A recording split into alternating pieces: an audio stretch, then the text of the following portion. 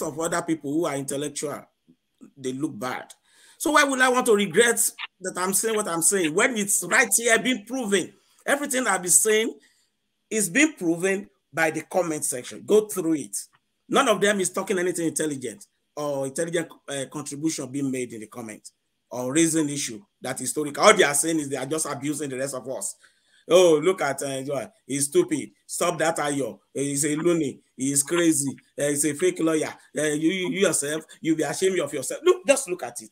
Do you think if we present this thing in a video now and present it to neutral people, say in Kenya, and you ask them to read, and they know the orientation that 99.9% of our audience are Igbo people, and what they are doing is assaulting and insulting your guests that you have invited to come and participate because you want to listen to their perspective. And that is what they have done. So and that is a reflection of what you've seen on the streets. So the case already speaks for itself. So why should I have any sense of remorse?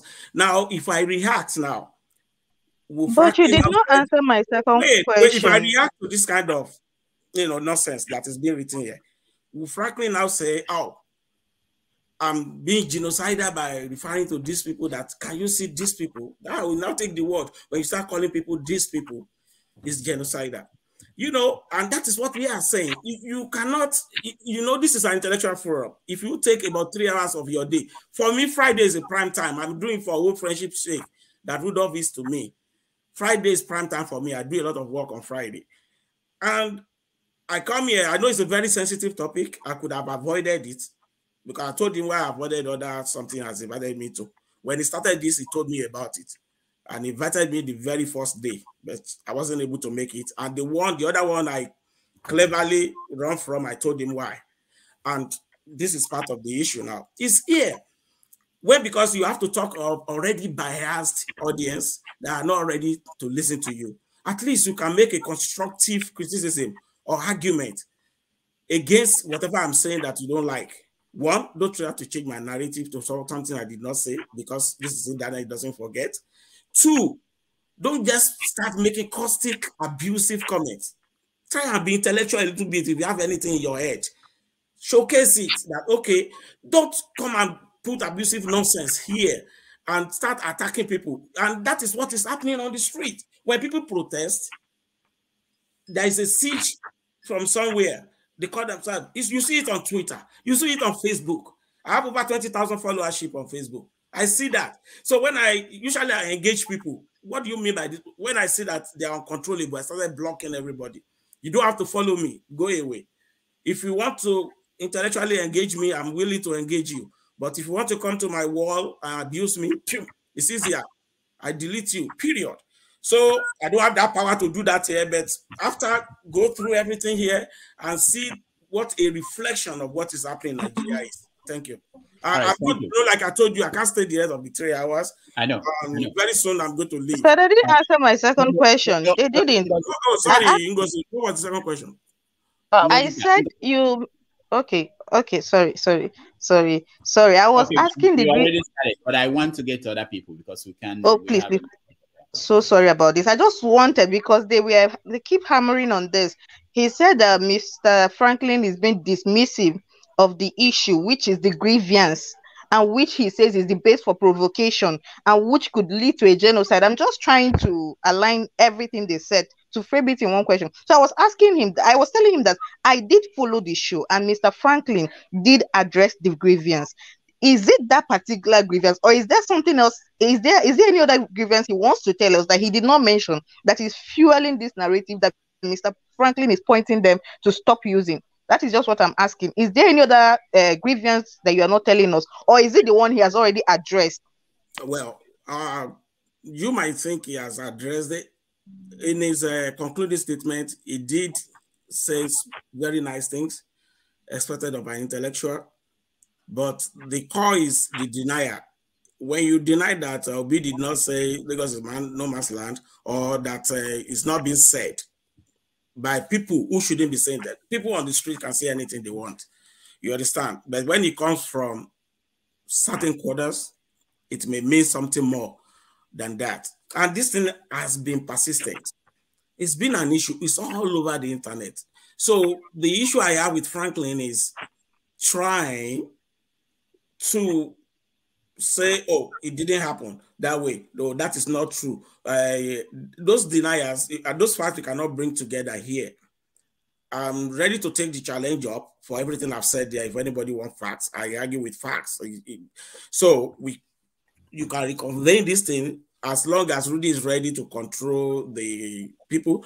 I'm going to bring, we will share our screen, you know, and bring up facts. So we compare facts to facts. That's how I work. That's the nature of my job.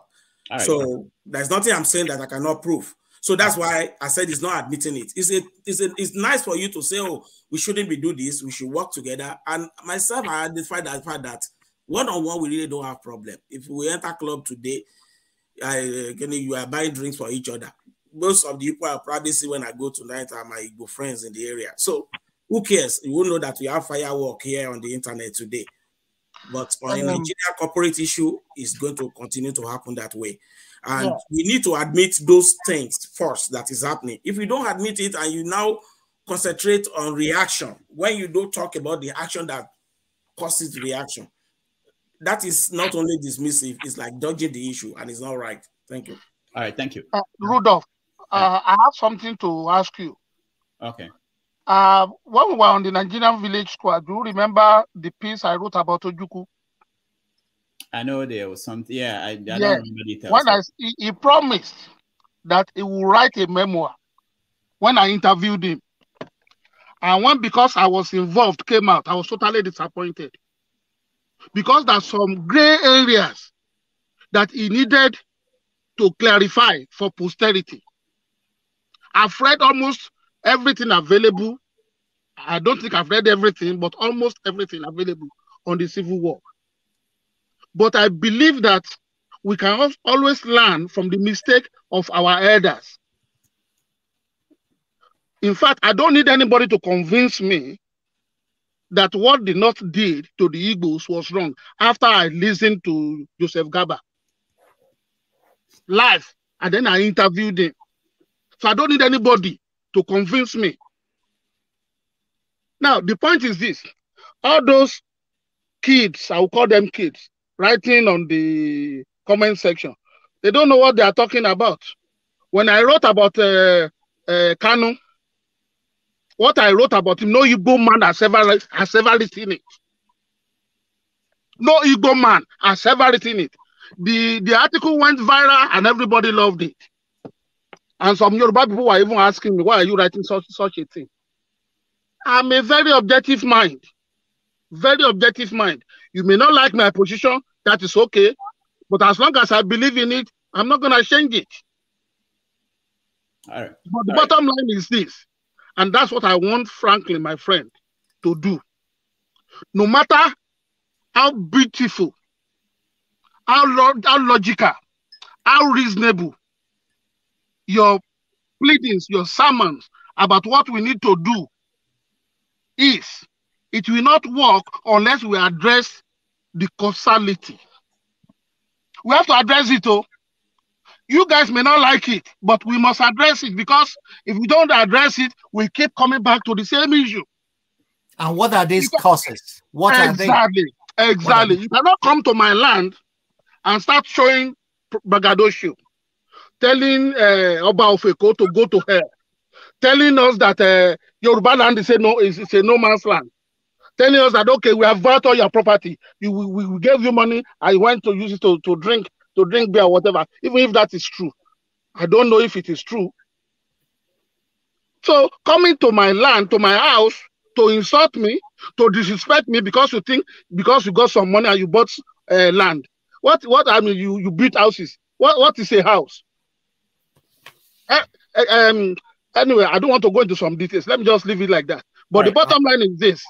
Unless we address the issues, the disrespect of Yoruba people in Lagos or any other place, it's going to lead to crisis, whether you like it or not. You have to address that. If you are not ready to address that, whatever you say, all the preachments is nonsense. It's like putting water at the back of the calabash. It's not going to enter. Thank you, For Remi. us to have peace, I'm sorry, Gary, just give me 30 seconds. For us to have peace, let us be honest. Let us come together. Like I told you, I have one niece, one nephew, whose moms are Igbo. Igbo was my father's caretaker for 25 years in Ilesha. For 25 years. Charlie, Rose, and Stella, I see my brothers see tomorrow. They took me to Owerri for holiday. So I know what I'm talking about. I'm not biased, but we have to say the truth. And the truth, most of the times, is uncomfortable. If you don't address the issues, forget it. Thank you.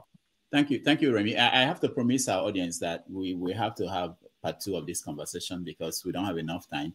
ABK is joining us from Nigeria. I would like him to speak, but Franklyne, respond first, and then ABK, you speak.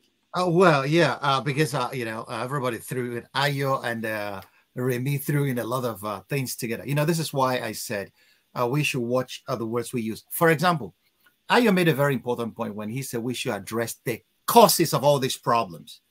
And he mentioned braggadocio as one of the things that Igbos do in Lagos that shouldn't be. He mentioned telling the Oba of Lagos to go to hell. I wonder who said that. And he mentioned calling Lagos a no man's land. And then he mentioned disrespect for Yoruba people. First of all, it will not be dismissive of me to say I am trained in law like Ayo. I have not seen anywhere where braggadocio is a crime or whatever it is. I have not seen that. But it is cultural sensitivity for Igbos living in Lagos to respect the owners of the land. That's what I would advise my brothers. That's what Chinua Achebe even talked about in Trouble with Nigeria. That the Igbo man should stop the noisy exhibitionism that attracts the envy of others is what the Igbos must do. It's cultural sensitivity.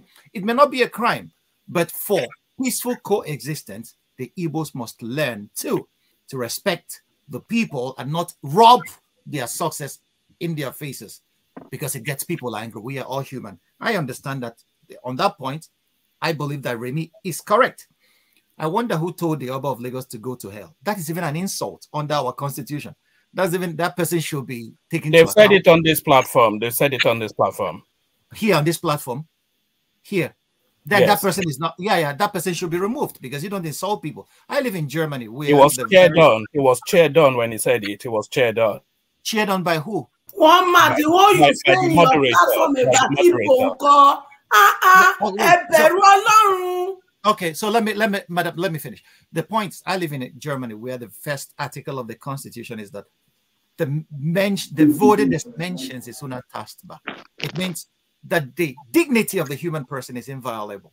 If you insult anybody in this country, in Germany here, you will go to serious jail time. And that's what I should think. Respect for each other's dignity is a sine qua non if we are going to build a functional society. Another point, calling Lagos a no man's land. I told you, when Ayo said that I'm denying a statement of fact. My brother, you are a legal practitioner. I can deny a statement of fact. It now lies on you. You asserted, you must prove to bring evidence to the contrary that what I denied was wrong. You said that Obi called Lagos a no man's land. And I said, Peter Obi is nowhere on record that Peter Obi called Lagos a no man's land. There are others that have said it, but Peter Obi, no. And I am denying that because there is no evidence to that effect. So, and I will deny that tomorrow until you give me evidence to that effect, and then I will change my position. That's all I'm saying. So it's not hurting you or hurting the Yorubas when I make a statement of a fact that could be verified. Peter Obi never said that, and we should not put it in his mouth. If somebody came up tomorrow and told me that Awolowo said that every Igbo should die, I would say it's not true because there's no evidence to that effect. And that's what intelligent minds should do. About disrespecting the natives anywhere, it's not done. So the Igbos should learn to respect the Yorubas. The Yorubas should equally learn to respect the Igbos. We should respect each other as human individuals, human beings, because that's what we are. Underneath our skin, we all is the same red blood that flows. We don't even know who a Yoruba man is. If you skin him alive, you don't even know who an Igbo man is. An Igbo man will walk in a hospital where a Yoruba man comes to buy things, to take treatment. The same may be the case. I was in London sometime, and I had to visit a friend in the hospital, and I got in there, Yoruba doctors being so very proficient and attending to people courteously and being very professional. And I was so very proud to be a Nigerian. But I will come to my country and we are here arguing whether a Yoruba and Igbo man should live in peace together. And this is what upsets me.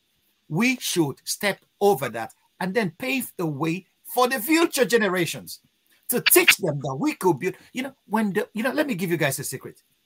I am in so many fora where white people make decisions about the world. And many of them believe that the black man cannot even think. And we are giving them evidence to that effect by the way we treat each other in Lagos or in Nigeria or any other place. We treat each other worse than animals could treat themselves.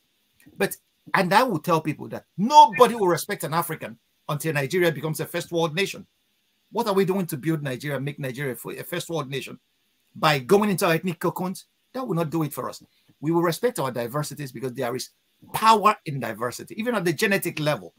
But we have to rise above those petty ethnic atavisms that we clutch to, and then build a nation where law will rule, where merit should be the case, where people should respect each other because they are human beings, not because of where they come from. That's the only case I'm making in this debate. And let it be known that wherever you are commanded, not even by nature or nature's God, but by the fact that we are human, to respect the other person. And that's why, even though I'm debating in a very hot manner with Remi Oyeyemi and Ayo, I have been with Remi since Nigerian Village Square started. I was in Quenu.com since it started. I started with Pius Adesami, my bosom friend, until he died. So we can rise above our pettiness and create a country that could serve as a beacon of hope for every African everywhere. The black man has suffered. We were sold into slavery for 460 years, and we are still fighting about basic things that are not even necessary. It's time for Nigeria to rise, and we can only rise if we create a nation where ethnicity will never be the basis of judging anybody's character. Martin Luther King Jr. said it, that he wants a nation where his kids will not be judged by the color of their skin. I want a Nigeria where my kids will not be judged by the ethnicity they came from, but by the contents of their character. That's what every Nigerian should aspire to. And that's the case I'm making in this debate. Thank you. Thank you. Let me go to BK. BK, don't go, please. I know you hardly do you say something. Go ahead. I have to leave. Yemi, you have to. I'm here. Okay. Okay. BK, if you have to leave, Doc, can I speak? Yeah, you can speak. Yeah. Hello. Yeah. Go ahead, BK. Okay. Thank you very much. Good evening. Good evening, gentlemen. I think this conversation has been very interesting and a lot of emotions. Two things I have to say here. One is that the issue of what is happening in Lagos here is quite troubling. And I don't think as a collective, the Yorubas and the Igbos have any issue. On individual level, yes, there might be some. So most of the grievances here, apart from the Lagos and no man's land issue, which have been an age-long debate, most of others are actually just social media gossips. So on this election, what is really fueling this crisis here? There are two things. One, the social media, which encourages this mob culture. And two, politics. The politics here is, there are two parties, major parties, the APC and the Labour Party. Both of them, whether we like it or not, are driven by ethnic sentiments.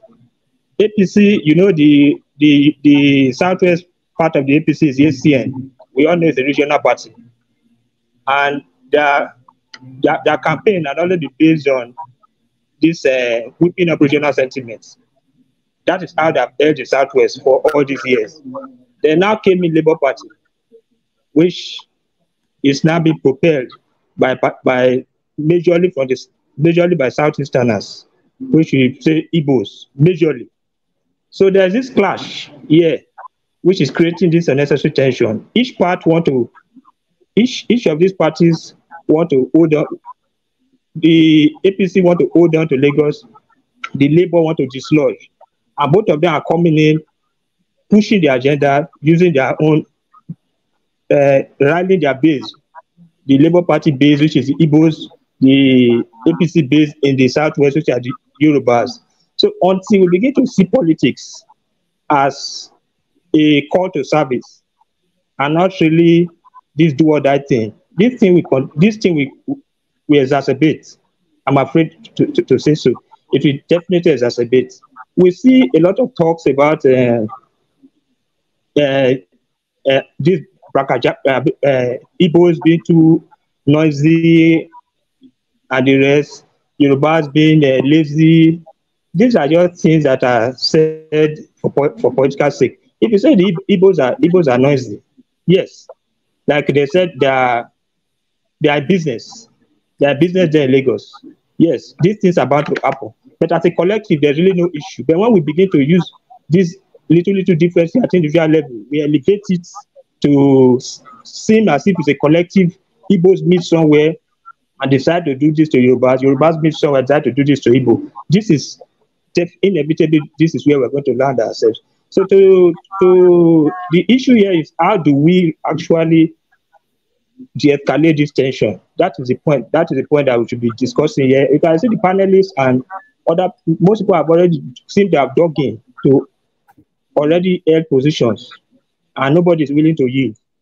And if that's how this discussion will end, if intellectuals here cannot really discuss and come to an amicable resolution, okay, this is the problem and this is how we're going to solve it. If we fail to do that here, what's going to happen to those in the streets? You don't expect any better from them. So here we need to see that politics. Doc, please let me just make this point. Politics is the issue. Would you tone down the ethnic rhetoric we use in our politics, especially in these two major parties that are contesting for Lagos? And because the PDP, or you can say everything about the PDP, but one thing about them, one thing about the party, it has been built around this national consensus. Maybe I might be wrong, but I feel that's what I feel. That we build about this national consensus. But this APC, I cannot say the same of them. Labour Party, I cannot say the same, at least for now. And that is what is driving this unnecessary tension in Lagos State. I think if you can see how that can be de-escalated, I think gradually everything might come back to the way it used to be. And the two ethnic groups can continue to live together in peace and harmony within a prosperous Lagos State. I think that should be a way that should be something that should be considered as a part of the resolution of this issue that's happening in Lagos. Thank you very much. Right. Thank you, Ebike. Thank you, Ebike. I like your contribution. Yeah. Okay. Any of the panelists, any comments? Any of you have comments, or we go to the next person? Yeah. Well, the case I wanted to make, he made excellent points on the issues of this being all about politics. I always say that the political class are there interacting with each other at another level, and then they will send their streets and their surrogates to be making trouble. It's about power, and we have to know. Now, Chomsky made it very clear.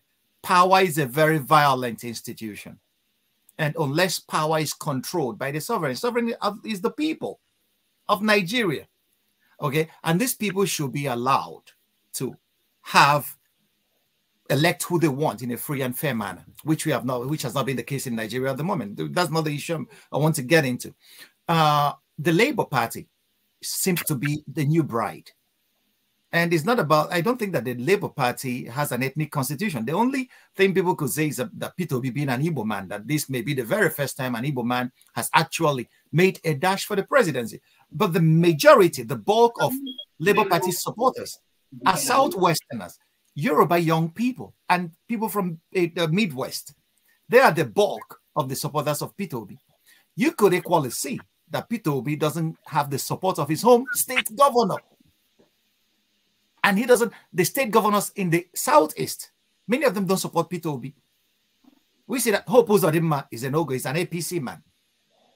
So if we are looking at the demographics that are supporting the Labour Party, these are the youth population of Nigeria across board. I never in my entire life dreamt that Peter Obi will win Nasarawa State. But these are the things that are happening. So we have to, APC issuing being a merger between ACN and the ANPP then, yeah, I can understand that. PDP have their, but PDP seems to have been skimmed out of the equation. Now the Labour Party seems to be the new bride. So the APC in Lagos is considering the Labour Party as an upstart that should not be allowed close to the corridors of power. You see that in politics. But what I want Nigerians to do, that we could play a politics that is devoid of this kind of narrative that could lead us to the brink of a very terrible situation. We could play, APC could tell Labour Party to go to hell for all they care, but don't walk on our primeval fault lines like ethnicity and religion. These are issues that where people close their eyes and then go to war, shut off their wrist, and then go to war for nothing. So this is what I am pleading, that both parties, both politicians should hold their dogs in check, pull them back from this peddling this rhetoric, this narrative that is causing problems everywhere. They can attack each other on the issues. That's what politics should be. All right, thank you, Franklyne. Okay, so let me now go to Madam Ayo. She came here first before anybody else. I'm sorry, CM and one man. We just have to go after Madam Ayo, then CM, one man, and then we go to the rest. Go ahead. You see, I'm really ashamed today. Those of you that have lived your year, you are about to go. And what you are leaving for my children is hatred and bitterness that started with our great-great-great-father, and they didn't use it for anything. That's what led us to where you are today. I want to ask all of you one question. How many of you make a decision when you wanted to come to this world that you want to come through Yoruba, or you want to come through Igbo, or you want to come through Hausa? How many of you make that decision? Then secondly, how many of you make a decision to choose the state you want to come into this world to come and become? How many of you? So I'm so ashamed of all these elderly people that are quarter to go to the grave, leaving hatred and bitterness for us. I never knew that our constitution has changed to make the woman to be the head of the family. So that when an Igbo woman marry a Yoruba woman, automatically the child becomes an Igbo person. If that is the case, I think all women should go and change their name to their father's name, so that our children will start bearing our father's name. Because that is what all these men have come to this public to tell us. And we are going to take it with all gladness. Because you men, you have nothing but disgrace you brought to our nation. You've taught us nonsense. And you are making our children to fight each other for no reason. I beg una. Make una leave me and my children alone. Una dey hear? Leave me and my children alone. Let us fulfill our destiny. You people have already Mr. Woman, in your show, you talk about the Igbo with impunity, and you come here. You are talking of what? Let me tell you people, if you people won't stop this nonsense you people are doing, all of una, Igbo, Hausa, Yoruba, we go cut una come out from Nigeria. Like una dey una make we dey our own. Una call una self the majority, and yet you people are our trouble every blessed day. For how long? For how long? I am from Urobo. When Yoruba people want to make me look stupid, they go tell me, say, Urobo Wado is Urobo Wayo. How do you judge this? Then when they use the word though, they will turn it to sexual immorality, that have sex. Those are the things you people throw in my face as a Urobo woman. But you know what? I don't allow it to define me. What are allowed to define me is what is here. So all this nonsense, stop it. There are only 2 tribes in Nigeria, and until we get into our head, we won't stop this nonsense. The tribe of the oppressed and the tribe of the oppressors. And in the tribe of the oppressors, they marry themselves. They go to party together. We are not qualified to be in their midst. The only thing that qualifies us to be in their midst is to become political thug or carry umbrella for their wife or their children. That is all we are qualified for. And we come here and put it to us. Stop it. If you don't want to stop me, leave me and my children alone. We will marry each other. We will fight for each other and will fulfill our destiny. Because you people, you are the element that the oppressors are using to divide us. During politics only when they are coming to use my children as orange, that is when they come and sow the seed, either religion or tribe. I refuse that for my children, and it will stop in 2023, whether you people like it or not. We are tired of you people. Leave us alone to fulfill our God-given destiny. Thank you. All right, thank you, Madam Ayo. I don't know if Remi Ayo or Franklyne, any of you, if you want to respond to her, you can. Otherwise, we'll move on to.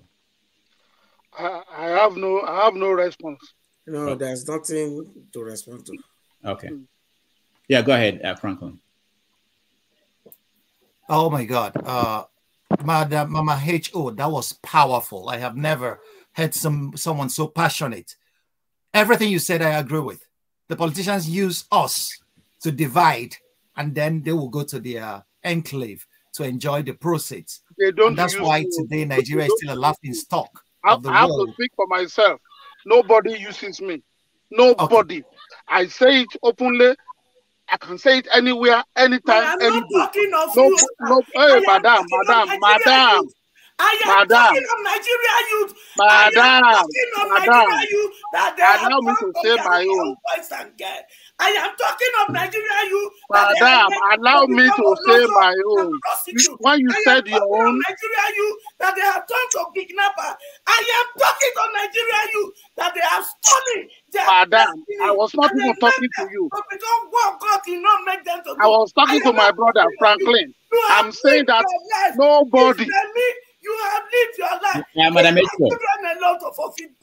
Madam Ayo, thank you. Yeah. Can you tell her to allow me to say my own? Yeah. I'm only responding to Mr. Franklyne. And I'm saying, and I'm repeating it. Nobody uses me. Nobody.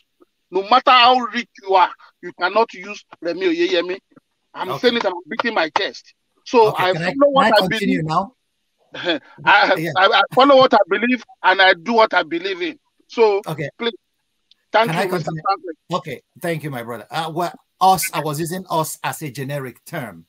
Politicians use those they can use, excluding Remi. So, and then they, at the end of the day, is power for themselves. I was making a point. The point is, 60 years after independence, we were like other countries that were colonized by the colonial masters. Malaysia, for example, Singapore, Korea. Where are these countries today? When we started, our GDP was greater than theirs. But today, Malaysia is a hub of production, manufacturing. Singapore is the financial capital of Southeast Asia and one of the first world nations. The Koreans, Samsung started as a fish company, and then they are now electronic giants. But where is Nigeria? We spent $10 billion at a Jokuta steel. Jokuta is not functioning until today. Do we have infrastructure, roads? Where are they? But almost every politician, Nigeria is the only place where the richest people are not industrialists or entrepreneurs, but pastors and politicians, these two P's. Nigeria is the only place in the world where these two classes of human beings are the richest. Other societies, it is either the merchants or the industrialists. In Germany, the families that are wealthy are the old industrial families like the Krups and all the rest of them. or the new people that got into the .com era and then made a lot of money. But in Nigeria, if you're a pastor, you go hammer today. If you're a politician, hey, it's taken us for granted that you will be rich. Any politician that is rich or goes there to make money is a rogue. And that's what we allow, because they divide us and we cannot come together with one voice to say enough is enough. And that's the danger that Labour Party, with the youth demographic, poses for these people today, that they are running from pillar to post. Is because of that. The politicians know. Because for the first time, you see a man that tells us, if anybody has seen me being corrupt, tell me, come to the public, I will stop campaigning. Nobody has ever taken him up on that challenge. If anybody has ever seen me take 1 cent from public purse, let the person come out, I'll stop campaigning. I know they give sheshe. If I am in the car, they can only buy gas. This is the first time in the history of our country that a politician is saying that. And that's why the youth found him interesting.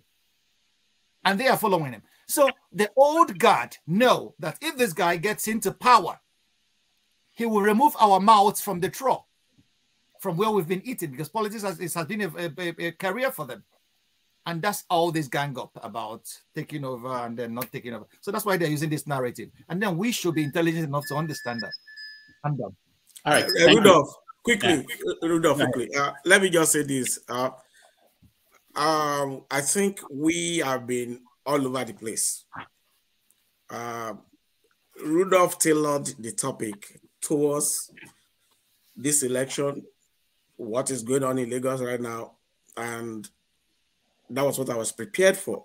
It's not that I'm not prompt to, I cannot address some of these issues, but if we continue to discuss all the problems of Nigeria, we won't leave this place today. My own thing is this. Nigeria is a fundamentally defective country. That's why it's dysfunctional. Our foundation is wrong. There's no country that is built in Nigeria that is working. The politicians are using that divide during election. But the problems are there because they are fundamental to be exploited by whoever, either in business, in politics, and whatever. Emotional fat operations and being partisan is not going to solve that problem. At the intellectual level, at least, we have to be honest with ourselves. It's not about preachments. It's not about this is what we are going to do. It's not going to happen if we don't give solution, practical way to do it. The people talk about change of mindset. Human beings are the same all over the world. It is the system that whip people to line. We have to use a working system. And that number one thing is we need to decentralize Nigeria. The thing that makes us fight is that Abuja is the warehouse where all the stolen wealth are taken and they divide it. Let each region go and develop at their own pace. That is my picture of Nigeria. Regarding this particular issue, that fundamental issue is being exploited. And no politician is better than the other. Obi can be saying that if anybody call me a thief today, I will. It depending on who is listening to, because a lot of people are calling him that he puts the state money in his bank. He went and invested in a brewery that is invested in. That is in America, he will be in jail. So he can be preaching that to the Marine, not to some of us who know how this thing works. So don't try to exonerate him. It's part of the clique. They are all thieves. As far as I'm concerned, they can sue me. So I discount that when I'm addressing corruption in Nigeria. I discount it and look at other things that people bring to the table. That's the way I address my issue. With particularity to Lagos, which is this issue, of course, there are competing interests in Lagos. Politics will always expand and escalate it. What we need to watch out for is how we address it and what our people say. Utterances, it's not even about the ability to even carry out what you are saying, but the fact that you are saying it can create a lot of problem. And that is why I made that example, practical example that is happening as we are speaking here. I believe whoever is creating 3 hours to come and listen to us talk is interested in something tangible. If you create 3 hours to come and attack people and keep making comments, he's stupid, you make like 100 comments, everything is abusive. Why are you just wasting your time? Is it not better if you are sleeping When you are napping, your health is good, and you are using that to abuse and just wasting your time. They who don't care. You understand? So if that is happening here, imagine what is happening on the street, another forum. And that's in social media, you know how it works. It generates and please, I'm doing something.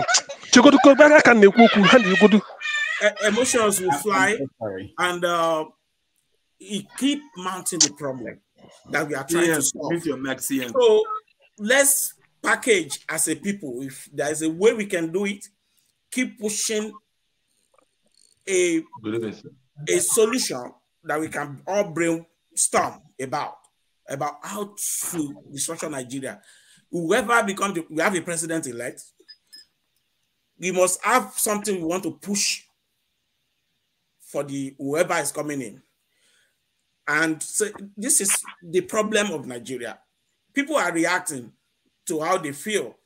You know, Igbo people feel they are marginalized. Yoruba people, they are threatened on their ancestral land. Hausa people think if they lose power, they have nothing in Nigeria again.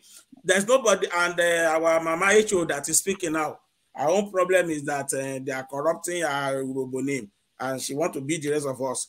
So we have a problem. My own problem is Nigeria. You say because you don't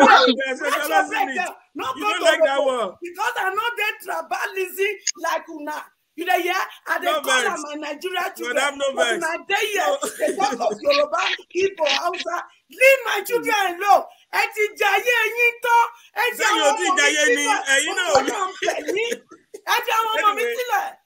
So anyway, as I was saying, let me round up. So I don't take too much time. So what I think we can take away from here, Rudolph, you know most of the people here, form a think tank team of Igbo and Yoruba. The people that you know have word and can reach out to people. Let's brainstorm. Don't bring nuisances to that meeting. Bring people who have something in their head to contribute. Now, let's sit down. You see your language. And then, yes, that's my language, ma'am. If this is being directed at you, if this meeting here is being directed at you that you're fighting because they say the robo, you blow down the internet. And you know what I'm saying is this. Put people bring a thinker together. Okay, how do we address this issue? Allow him to make his point. Allow him to make his general one like this. Then we can compromise. I'll come out with a paper. Okay, this is what we have discussed. Let's push this to our people. Okay, this is what people think from this perspective. This is what people think from this perspective. This is our recommendation. We can do it at our level. We are that to reach out to people, reach out to both sides, and have a compromise. That will be my own takeaway. That will be an achievement for this meeting, so it doesn't go to waste. You can come for the next time. If you call me for the follow-up on this, I promise to come, because we might leave some issue unattended. So that will be the takeaway. See how you can build on this with the aim of finding solution, rather for all of us to come here and do emotional operation and then go away. It doesn't help anybody. I don't want to waste my 3 hours doing nothing. Thank you. Thank you, Ayo. And let me say, before we continue, let me say that I really appreciate, people don't know, I'm friends with everybody, we say for many years. So it's not like I don't know these people. And it's also important, Ayo, I like your solution, what you suggested. And Remi can remember on Nigeria World, we actually ended up meeting each other and talking about the issues that we used to fight over online when we are writing. For you, Ayo, let me just point out that because I think maybe you've not been on this platform. I've invited you several times. One of the things you do when you are a guest is you ignore what is going on in the comments section.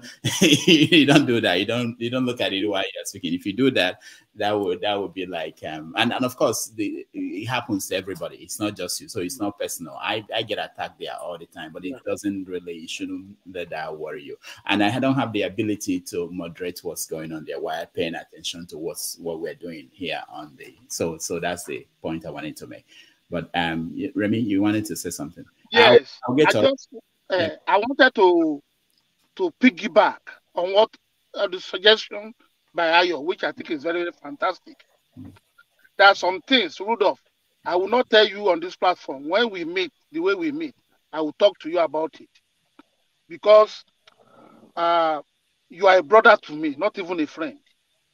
So, and then somebody will say, okay, because Igbo and Yoruba are fighting, I should go and kill Rudolph. They must be crazy. They are very, very crazy. But what I wanted to really talk about is this. I did the research. Anybody can do the same thing. The United Nations have indices of development. And on that list, there are 189 countries. Nigeria was number 185 on that list. So when I look at the list, I wanted to know what the first 25 are doing very well, that the last 25 are not doing at all. So in my research, reading about all of them, I found out that the first 25 have 3 things in common, which the last 25 does not have. They either have 1 of it or 2 of it, but they don't have the 3 of it. What are the 3 things? They speak 1 language. They have the same faith. And they are from the same ethnic group. Where the country is not of the same ethnic group, we have dominant ethnic group that is about 65 or 70% of the entire population. They speak the same language, they are of the same ethnic stock, and they practice the same faith. Then when you look at the last 25, they don't have any of these, any of the 3. I mean, sorry, they don't have all of the 3. They have 1 or they have 2. So in the suggestion made by Ayo, maybe we can form an intellectual think tank that will bring something meaningful out. So we can look, okay, because I don't want war, I have to be honest with you. I can't kill my nieces and my niece and my nephew because their mother is Igbo. I can't do that. I'm not going to be fighting against Charles. If Charles speaks Ijesha for you, you are going to be surprised. We all grew up together. His dad was my guardian in high school, and he was the caretaker of my father's house for 25 years. So we have to prevent, because there is no way there is going to be war that won't kill those who are beloved to us. So what we need to do is to prevent it. Recognize the fact that, okay, there is a crisis, and these are the causalities of the crisis. We bring ourselves to address it and provide solutions. And the suggestion by Barrister Turton is very, very fantastic. And I know that Rudolph can coordinate this. So that's what I wanted to say. All right, thank you. Franklyne, then we'll go to CM. Local, we have to follow what other people came in. We can't just jump to you. I know. Sorry, actually, let me say something. Actually, it was supposed to be Oyeyemi before me. If you remember, I was here earlier on. The system kicked me out and it brought me back. I'm just all right. If you don't want me, I can wait. Also me, I was kicked out too, please. I was kicked out. No, I know when you came in. I was supposed to be after Oyeyemi. Yes, you came before me. Local, you came before me. Thank you. So who came last? Who came last? Who came last? The man on the cap came last. I've been calling in and out. I've been kicked out like 5 times. So that's why I've been raising my hand. All right. Okay. Franklyne. Okay, what I wanted to say is that the suggestions are beautiful, but we have to know that there are a lot of high-level discussions going on between Afanifere and the Ohaneze and all the rest of them. And there have been some, they have coalesced into a lot of committees that are working on the handshake across the Niger. We may not be seeing the results of that at the moment, but that doesn't mean that such things are not going on at so many levels. But the more the merrier. The more the merrier. If people could start talking to each other, like I always say that, talking to each other. If the moment we stop talking to each other is the moment we start fighting each other. So, and it's not necessary to build a society. That's why the French created parliament, palais, where people go to talk. We talk it out. They can scream and shout each other down in the parliament. That's what happens in a debate. But at the end of the day, what happens in parliament remains there. And people go to construct societies that will carry and embody their aspirations. That's what I want to see for Nigeria. We are too talented of people to spend. We are spending our time attacking each other because our talent doesn't find expressions anywhere. Our government doesn't create the platforms necessary for us to actualize the talents, the latent talents in us. And that's why Franz Fanon said it. If you read that psychologist, The Wretched of the Earth, his opus magnus, he said, if suppressed fury fails to find an outlet, it will go in and devastate the oppressed themselves. And that's what is killing us. We are spending time battling Hausa, Fulani, Yoruba because our talents are lying fallow. We are not utilizing it. There is no opportunity. Let me tell you, give Nigerians 24-hour power supply today. I will tell you, Nigeria will become China in the next 20 years. The people don't want you to give them money. Create the platform. Nnamdi Azikiwe said it. The motto of his West African pilot was, show the light and the people will find their way. Nigerians are that talented. We can always find our way. Just give us the platforms. You will see these issues of tribe will disappear in a night. Give us good water supply. Give us good roads. And, I will always talk about infrastructure of integration. I live in Germany. While I was a student, I was traveling from Frankfurt 4 hours. I was on the train. Go to Berlin to chase a girl and come back. Party hard. Come back. Until we have that kind of infrastructure where a guy in Lagos can go to Enugu tomorrow morning and eat, point and kill, and go back to his base. We get to learn and know each other's culture. We get to see each other the way we are. That is infrastructure of integration. But we don't even have functional roads or rail. We don't. The airplanes are for the, for the rich. So these are the things we should start tasking our governments to create for us. Achebe was right. The trouble with Nigeria is not tribe. It's not the Hausa, the Fulani, or the Igbo. The trouble with Nigeria is simply and squarely the failure of leadership. Leaderships do it across board. Remi gave an example of countries that have made it, and what about Canada? In Canada, we have the Quebecians. Now they want to get out. Okay, they speak French. The other side speaks English. But these guys are highly developed because they are infrastructure and they integrate. So once they raise their voices, what are you raising your voice for? There are things for you to actualize yourself within your own space. And they are not a confederation. It is a federal republic. So we can, if we give examples of why Nigeria is not working, it's not working simply because of leadership. It's not because we are different. Because Americans are different groups of people. Everybody gets to America and becomes an American, Italian American, Nigerian American. Why are they not fighting and killing each other because of their tribes? It's because that there are infrastructure of integration, the government functions, and there is the rule of law. These are the things we should battle to create in our own society. And that's the only thing that can scaffold our development. Without that, we are not going anywhere. All right. Thank you. CM. Please. Well, I think the question I prepared for 3 of them, one each, Oyeyemi, Ato, and this thing. Well, I thought it has been overtaken by events, what I've heard, but let me just put it across. I know it might not matter anymore. Chief Remi Oyeyemi, you are now the Owa Oboku of Ijesha land. Will you summon the Igbos living within the Ijesha land and tell them who to vote for? That is your own question. For Ayo, first of all, let me give you this impression. It is not that the Yorubas are carrying Obi high, like Chief Ayo Adebanjo is doing. I commend him. Ekweme did it for Obasanjo 1999. All over the southeast at the same podium, just like Doyo Okupe was following Obi. So it has been like that. But the question I want to ask you is this.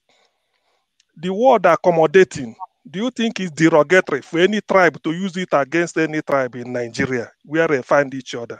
That is for you. Then for Franklyne,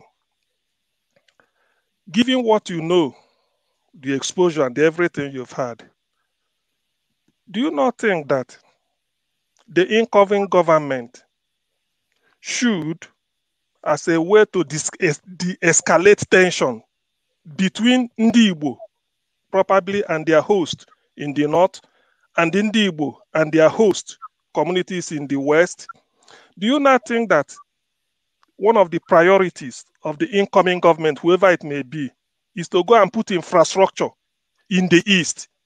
At least, even if 100 Igbo people will like to go to the north or south, let's say it will not be 30, 70 will be back, and then so that to de-escalate this tension of you are here, you are not there. Thank you. All right, I think that's good. Chief Remi, yeah, you want to take? you with us? I think it's paused. Yeah, I think network. Okay. All right. Let's go to Ayo, you're next. Yes. Regarding the word accommodating that was used by Chief Oyeyemi, it could have. I think he has addressed it once, and I can maybe, since you asked me, but it wasn't me that used the word, I will have said hospitable, and it's a fact that Yoruba people are very hospitable. It's cultural, you know. Some areas you can't stay there, you know. It's just a fact. It's a state of fact. I don't want us to go back over what we have already discussed, but the point is, generally, Yorubas are hospitable people. They don't disturb anybody, and we can see that from the history of Nigeria. Now, regarding holding of hands and people, when you said Ekweme held Obasanjo's hand and took him all over, yes, that is true. But who else would it have heard? He would have heard Falai if he wasn't holding Obasanjo, because there are only two Yoruba in the something. And Obasanjo was not It was even sorry. It was even an Igbo man that stepped down for Falaye so that he can be two Yoruba contesting. That part even is not correct, because what happened was that they have an alliance that if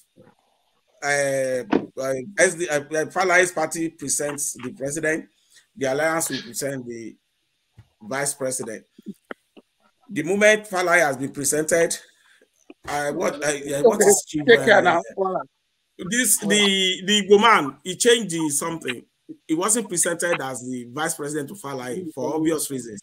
You cannot have both candidates from the south, so they gave it to Umaru Shinkafi of the north through that alliance. Because of that, he voted the Senate, the National Assembly, and everything according to the alliance. When it comes to presidency, they voted against Falaye for Obasanjo.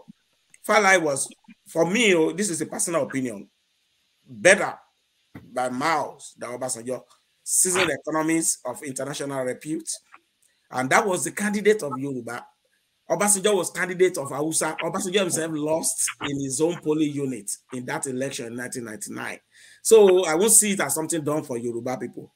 It is just the same way of voting along with the North.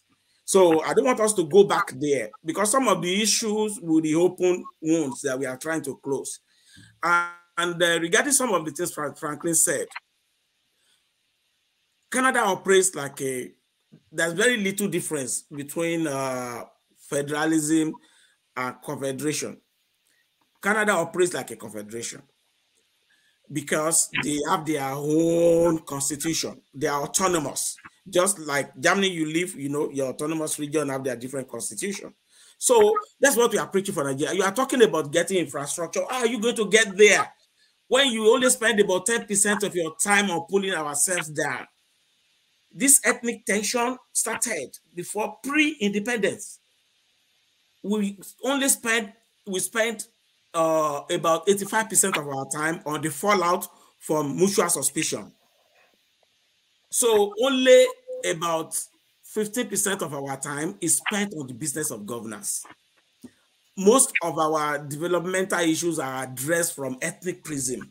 It is our turn. It's our turn to now call everything to the north, where Buhari got there. Oh, South and stuff, it just there now. It's our time to chop. Nobody is thinking about that development. And as long as we still have that fundamentally defective structure, infrastructure is not coming anywhere. It's not going to drop from heaven. It's a system. A bad tree doesn't produce good fruit. We have to address the fundamental problem with Nigeria first. You know what the East is capable of doing in manufacturing. If they have the full autonomy to bring in whatever they want to do their own light, everybody will attest to that ingenuity. I know what the Western people can do. Even the North, with the arable land of farming, they can be the basket food for Nigeria. They don't even have to, we don't have to plant food in the South. Look at America. You can cut some states that are specialized in agriculture, New York, financial sector, Idaho, potato, Florida, orange. You know, each can specialize and leverage on their areas of interest. These are some of the things I expect we will discuss when we have the think tank, so that nobody is left out. every part of Nigeria is viable, but the fear of unknown that if we start this thing, will my region suffer? As we are able to present the plan and allays the fear of different region that, oh, if these people go, wait till I go chop. If we are able to do that, Nigeria will develop. You know, like if the West is developing, East is developing, South is developing, Central is developing, then the whole country will develop. But if we keep a system, the infrastructure is not going to happen because nobody is monitoring anybody. It's our turn. Instead of all of us shouting that this president is misbehaving, we will now refer to when Jonathan did the anchor, when Buhari was doing his thing there, putting everything in the north, everything. When people were shouting, they will say, what did Jonathan do? Didn't the people from Southeast and South take over the government and run in 90%? We fight justification. We use that which is not working to rubbish that which is working.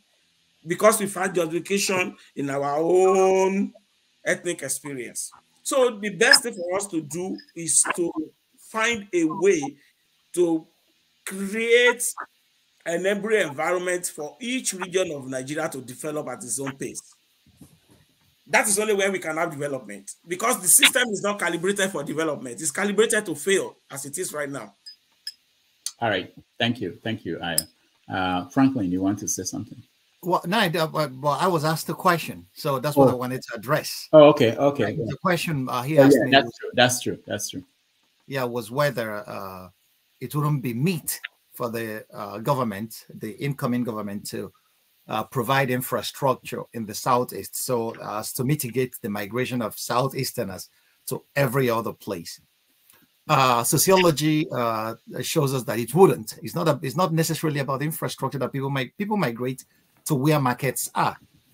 Okay, so if there is market anywhere, you will see people who are a market dominant minority going there to apply their trade.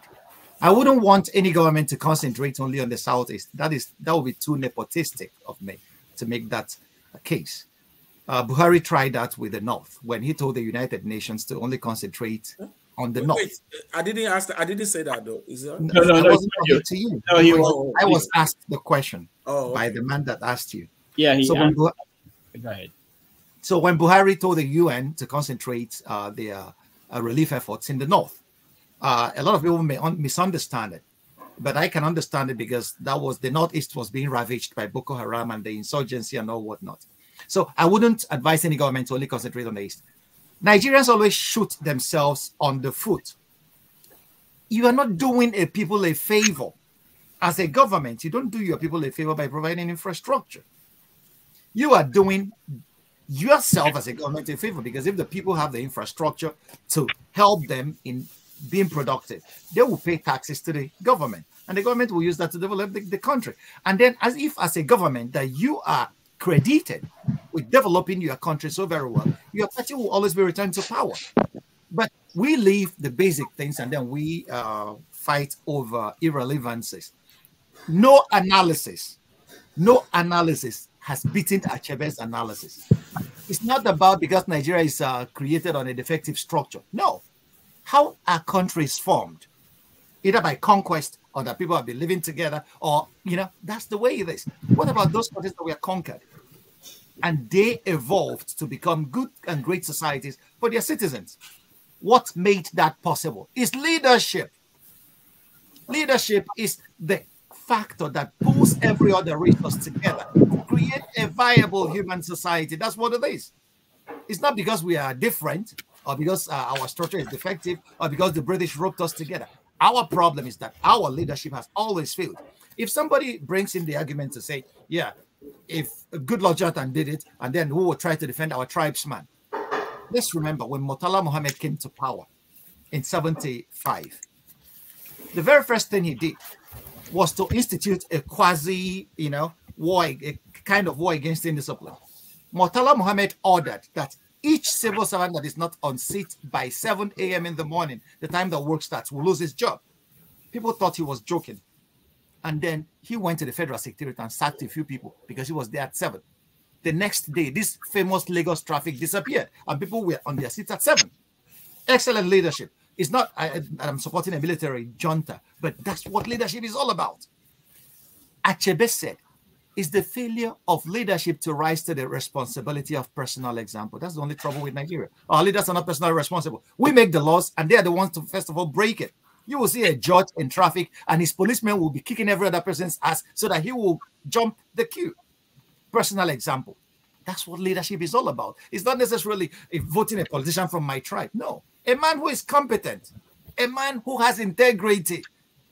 That's leadership. Achebe has not been beaten by anybody in his analysis to that effect. So anybody that wants a solution to Nigeria's problem, Achebe gave it to us in a simple pamphlet. The trouble with Nigeria. I have it here. Every Nigerian should buy that book and read. Every other discussions we are holding, we have already been given the solution. If we find good leadership, Nigeria will be great tomorrow. Until we are able to come to that point where we can say, I don't care where he comes from. Can he deliver? Many of us Nigerians living abroad and working in many companies today, they don't ask, where are you from? They say, can you deliver? By your application and by your interview, you say you can deliver. They give you the job. And that's why those companies are soaring. You will see many Nigerians across so many places doing beautiful and excellent jobs and delivering. People never ask them, are you Nigerian or are you a black man? No. So when we do that to our politics, our problems will disappear because the leadership will be responsive to the needs of the people because they are competent. They know what to do. They have the vision.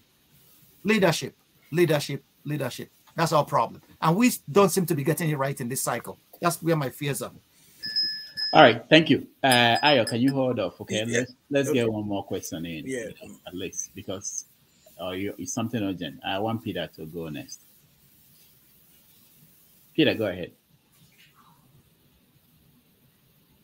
Let me unmute. Hello, good evening, everybody. Good evening. Wow, it's a wonderful conversation having this evening. I'm so glad that we could sit together and talk about our problems and see how we could fix it.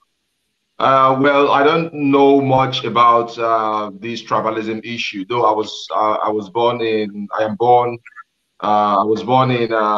the old Bender, come from an Igbo parent, married to a Benin lady.